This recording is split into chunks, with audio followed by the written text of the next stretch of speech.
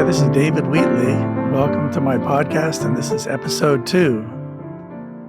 I have some notes to refresh my memory on episode 1. We talked about Los Angeles, the city, also the freeway grid with most of the most popular freeways delineated. We talked about social psychology, the 5 different kinds: individuals, couples, groups, individuals versus groups, and groups versus groups. And then we had a brilliant closing. So this podcast, if all goes well, and I'm assuming it will, we will be referring back to episode 1 in the middle of episode 2. So back to the social psychology area. Individuals can get anxious.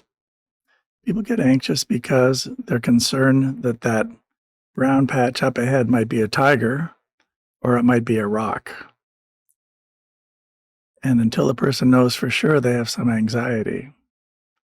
And the anxiety is created by comparing the difference between there shouldn't be a rock there at all. One should never have to think about tigers. It should all be just nice rocks in a beautiful world with no threats. So as soon as a person thinks about the calm world and thinks about possible threats at the same time, the difference between those two makes the person anxious.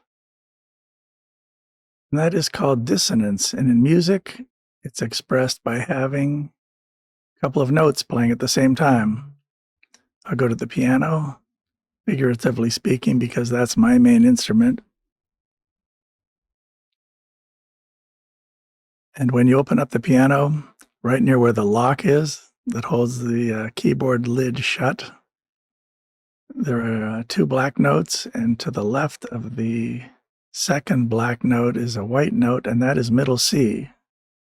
So when you play that one time and play it again, it is about as consonant as you can get in the musical world. You play that note and the white note next to it immediately after. That's known as a major second. You play them both together, that is dissonant, and that correlates to the tiger example, with the middle C being a position of rest and calm, and the D being, I wouldn't want to say a potential threat, but something that is not calm. How about that? And so this cognitive dissonance and unrest needs to be resolved. People don't like to feel anxious, want to feel calm, most people.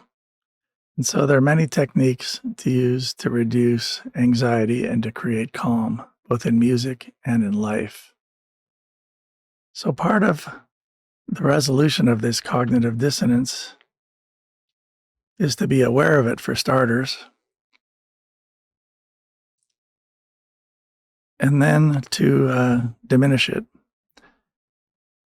Ways to diminish it are to be in situations that are not threatening. Walking in the jungle alone would not be that good an idea. Probably certain areas of LA would not be a good idea either. To reduce the amount of workload that a person has, the level of stress created by that. The deadlines be flexible, the work schedules be flexible. In music, we have rehearsals that start, sometimes end on time. So a 7:30 rehearsal time starting can create dissonance if the person is 2 hours away and it's 5:30. There's dissonance there. So the solution to that would be to get into the area by 3 in the afternoon, do some work at a local Starbucks, and then have the distance be only 10 minutes rather than 3 hours or 2 hours. So the beauty of cognitive dissonance is that it can be used for good.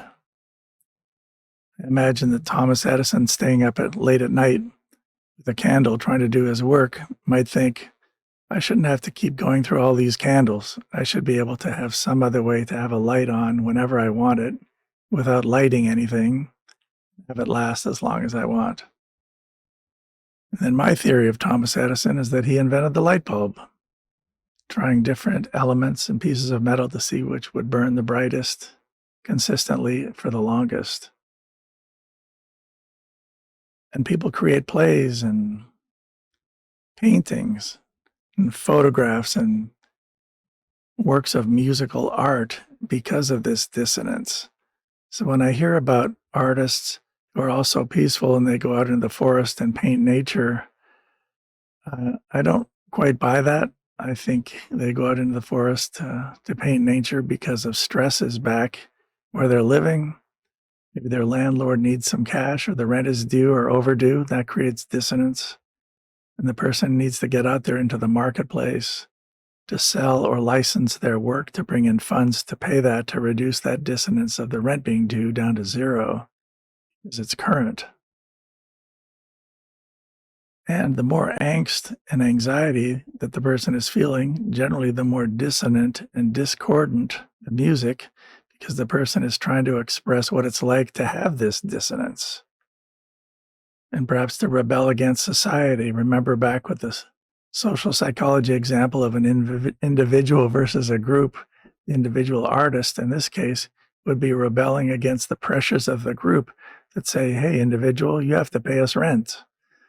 And you have to obey all these rules and laws. And the artist, being a very intelligent individual, might say, well, I don't really want to do that. I'm smart enough to create paintings, and I'm smart enough to create my own world, and I want you, the rest of the world, to adapt to me. And so this dissonance can be very, very helpful as far as creating innovation and inventions. It can also be destructive and detrimental, whereas a deviant behavior can get a person thrown into jail or prison, or what I call the slammer, to be separated from society because the way they're expressing their dissonance is causing dissonance to a larger group, and that the greater will needs to prevail, period. I'll let you know when there's a period finally. And then the fourth example of the social psychology, individual versus group, the group can say, hey, individual, we don't like what you're doing. Individualism, like, we get it. Being an artist on this, performing on the stage, we get it. If you do anything that's dangerous to other people or threatens other people or destroys their property or hurts them physically, mentally, or otherwise, you're going to have to be dealt with, either put into some sort of care, as they say in the UK, or some sort of institution until that behavior can be adjusted. We kind of joke about behavior modification, but that's partly of what growing up is. As a child, the child learns not to throw sand at the other kids, learns to share their toys, even when they don't want to. This is, in a way to make friends on an exchange theory basis. One person shares his or her toy with the other, and then the other reciprocates. Whereas the individual inclination is to accumulate everything, which is what the capitalist system does and allows to have happen and rewards it in terms of the assets that people are allowed to accumulate in houses and cars and crypto and stocks and the like. So back to the piano example, there are 5 different kinds of dissonance. When the notes are played at the same time, it's called a harmonic dissonance. And when they're harmonic interval, rather, an interval is the measure of the distance between 2 notes, by the way. It'd be good to put that in there. The melodic interval is when one is played after the other, like I mentioned. So the most consonant of intervals are the unison, which is play the C, middle C, and play it again. The next would be C, middle C, and the octave above that, which creates an octave. And then C up to G, which is a perfect fifth, and that creates a perfect consonance, as well as C up to F, which is also a perfect consonance. That's one category. The next category are the imperfect consonances. C up to E, C up to E flat, C up to A, and C up to A flat. Those create imperfect consonances.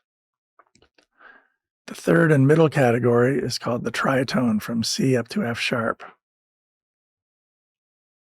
Then we move over to the dissonance side, which correlates more directly with cognitive dissonance, but this is musical dissonance. which is C up to D, as I mentioned, and then C up to B flat. Both of those are mild dissonances. And the fifth category are sharp dissonances, C up to C sharp right next to it, and C up to B right up next to the octave. And when the sharp dissonances are played harmonically, that is both notes at the same time, this creates cognitive dissonance in a person, creates a sense of unrest and a demand that that dissonance be reduced. The person does that either by saying, "Shut off that terrible noise," running to another room, turning it off themselves, or asking whoever's playing it to be more chill and play some more relaxed music, more on the consonant side. University professors have spent years, if not a lifetime, studying cognitive dissonance because it does propel people forward.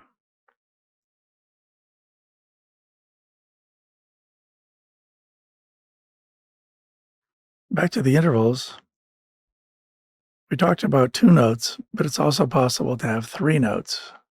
3 notes are generally referred to as a triad, T-R-I-A-D. A triad consists of more than one interval. So it could be the middle C up to the E, and the middle C up to the G. And without doing anything else, it's the E up to the G. And the composite of those intervals creates the chord, which has the elements of each of the intervals that created it. We can also have a minor chord, which is C, E flat, and G. So the lower interval is a minor third, C to E flat. The next one is a major third, E flat up to G. The outlying interval is a C up to G. So this one, I'm going to venture to say that the lower interval has more power than the higher interval. And that drives this particular quality of this chord. And it's a minor, darker sound. There are 2 other kinds of chords to look at. One is an augmented chord, which is C up to E up to G sharp. So the intervals there are a major third, C to the E, another major third from E up to the G sharp, and then the outer interval is C up to G sharp. And this creates a broadness, an open sound, because the intervals are further apart than the minor intervals. All right, the next part is, just a minute, please. The next interval is a diminished triad, which is C up to E flat and E flat up to G flat. So those are 2 minor thirds, and the outlying interval, the outer interval, is a diminished interval. So this sound is more compressed and more compact and not as expansive as the augmented chord. So I'm going to pause there. This concludes podcast episode 2. I hope you enjoyed it and that you'll stick around for episode 3. Thank you.